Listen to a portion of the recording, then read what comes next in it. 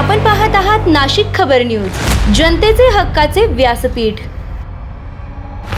नाशिक आमदार देवयानी फरांदे यांची द्वारका अंडरपास कामाची पाहणी।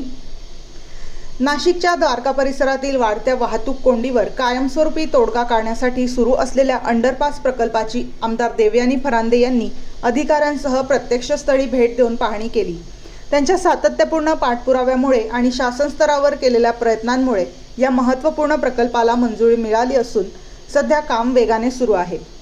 द्वारका हे शहरातील अत्यंत वर्दळीचे ठिकाण आहे। येथे दररोज मोठ्या प्रमाणावर वाहतूक कोंडी होत असल्याने शालेय विद्यार्थी, नोकरदार, व्यापारी तसेच रुग्णवाहिकांना अडचणींचा सामना करावा लागत होता। ही समस्या लक्षात घेऊन अंडरपास उभारण्याचा निर्णय घेण्यात आला। कामाला 28 दिवस पूर्ण झाले असून अल्पावधीत मोठ्या प्रमाणावर काम पूर्णत्वास आले आहे।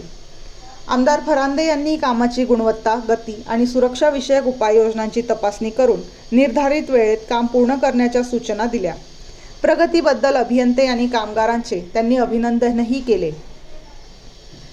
नागरिकांनी MSEBच्या वायरी घरांच्या जवळून जात असल्याबाबत तक्रारी मांडल्या।